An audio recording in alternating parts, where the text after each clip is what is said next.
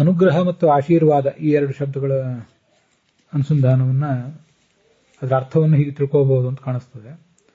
ಅನುಗ್ರಹ ಅಂದ್ರೆ ಒಬ್ಬ ಗುರು, ಹಿರಿಯರು, ಪರಮಾತ್ಮ ಇವರೆಲ್ಲ ತನ್ನ ಭಕ್ತನ ಬಗ್ಗೆ ಪ್ರಸನ್ನರಾಗುವುದು, ಅವನು ತನ್ನವರು ಅಂತ ಸ್ವೀಕಾರ ಮಾಡುವುದು ಅಂತ ಹೀಗೆ ಹೇಳಬಹುದು. ಯಾಕೆಂದ್ರೆ ಅನುಗ್ರಹ ಅನ್ನುವುದು ಅನು ಅನ್ನುವ ಉಪಸರ್ಗ ಮತ್ತು ಗ್ರಹ ಉಪಾದಾನೆ ಧಾತು ಇವೆರಡರಿಂದ ಹುಟ್ಟಿದಂಥ ರೂಪ. ಆದ್ರಿಂದ ಅನುಗ್ರಹ ಅಂದ್ರೆ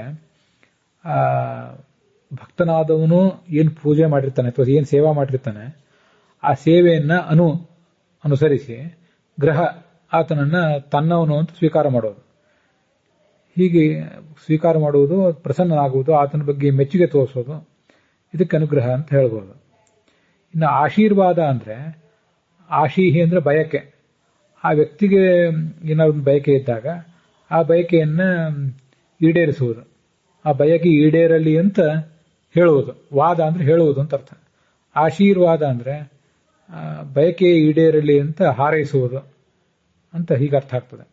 ಆಶೀಹಿ ಅನ್ನೋ ಶಬ್ದಕ್ಕೆ ಬಳಕೆ ಅಂತ ಅರ್ಥ ಇದೆ, ಇದು ಬಯಕೆ ಅಂತ ಅರ್ಥ ಇದೆ. ಅದು ಸ್ತ್ರೀಲಿಂಗ ಶಬ್ದ, ಸಕಾರ ಅಂತ ಶಬ್ದ. ಆಶೀಹಿ, ಆಶಿಷವು, ಆಶಿಷಃ ಅಂತ. ಸಾಮಾನ್ಯವಾಗಿ ನಾವು ಆಸೆ ಅಂತಾನೆ ಏನ್ ಹೇಳ್ತೀವಲ್ಲ, ಆಸೆನೇ ಈ ಆಶೀಹಿ ಅಷ್ಟೇ. ಆದ್ರೆ ಆಶಾ ಅಂತ ಅದೊಂದು ಆಕಾರಾಂತವಾದ ಶಬ್ದ ಇದೆ. ಆಕಾರ ಅಂತ ಸ್ತ್ರೀಲಿಂಗ ಶಬ್ದ ಒಂದು ಬೇರೆ ಇದೆ, ಅದು ಆಸೆ ಅಂತ ಕನ್ನಡದಲ್ಲಿ ರೂಪಾಂತರ ಪಡೆದಿದೆ. ಇಲ್ಲಿ ಆಶೀಹಿ ಅಂತ ಏನಿದೆಯಲ್ಲ, ಇದರ ಬಳಕೆ ಕನ್ನಡದಲ್ಲಿ ಅಥವಾ ಬೇರೆ ಕಡೆ ಕಡಿಮೆ. ಸಂಸ್ಕೃತದಲ್ಲೇ ಅದ್ರ ಬಳಕೆನೇ ಸ್ವಲ್ಪ ಕಡಿಮೆ. ಆಶಾಪಾಶ ಅಂತ ಹೀಗೆಲ್ಲ ಆಶಾ ಅನ್ನೋ ಶಬ್ದವನ್ನೇ ಬಳಕೆ ಮಾಡ್ತಿರ್ತಾರೆ. ಅಲ್ಲಿ ಆಶಾ ಅನ್ನುವಲ್ಲಿರುವುದು ಅದು ತಾಲವ್ಯ ಶಕಾರ, ಅರ್ಥಾತ್ ಶಂಕರ ಶಕಾರ. ಆಶಿಷಃ ಅಂತ ಅನ್ನುವಲ್ಲಿರೋದು ಮೊದಲನೇದ್ದು ಶಂಕರ ಶಕಾರ, ಆಮೇಲೆ ಬರುವಂಥದ್ದು ಷಣ್ಮುಖ ಶಕಾರ. ಮೊದಲನೇದು ತಾಲವ್ಯ ಶಕಾರ, ಆಮೇಲೆ ಬರುವಂಥದ್ದು ಮೂರ್ಧನ್ಯ ಶಕಾರ. ಭಾಗವತದಲ್ಲಿ ಒಂದ್ ಕಡೆ ಮರ್ತ್ಯಾನಾಂ ಕಿಮುತ ಆಶಿಷಃ ಅಂತ ಈಗ ಪ್ರಯೋಗ ಇದೆ. ಮರ್ತ್ಯರು ಅಂದ್ರೆ ಸತ್ತು ಹೋಗುವಂತ ಮನುಷ್ಯರು. ಆ ಮನುಷ್ಯರ ಆಶಿಷಃ ಆಸೆಗಳು, ಅದು ನನಗೆ ಯಾವ ಕಾರಣಕ್ಕೂ ಕೂಡ ಬೇಡ ಅಂತ ಹೀಗೆ ಅಲ್ಲೊಂದ್ ಕಡೆ ಪ್ರಯೋಗ ಇದೆ.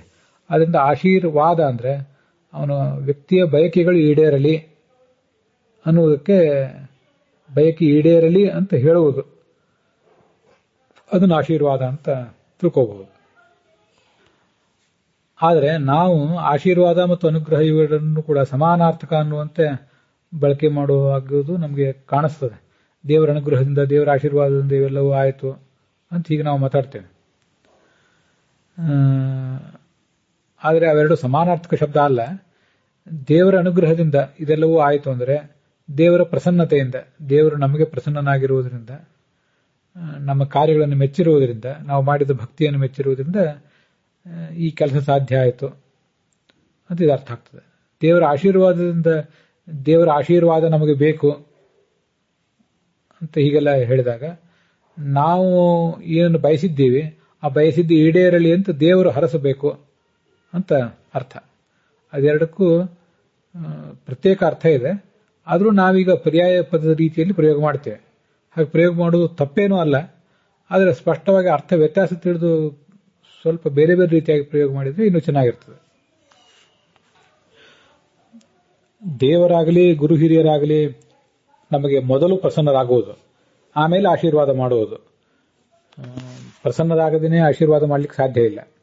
ಅದರಿಂದ ಪ್ರಸನ್ನತೆ ಅಥವಾ ಅನುಗ್ರಹ ಅನ್ನೋದು ಮನಸ್ಸಿನ ಒಂದು ಭಾವನೆ, ಆಶೀರ್ವಾದ ಅನ್ನೋದು ಒಂದು ವಾಕ್ಯದ ರೂಪ ಅಂತ ಹೀಗೆ ಅದನ್ನು ಹೆಚ್ಚು ಸ್ಪಷ್ಟಪಡಿಸ್ಕೋಬಹುದು.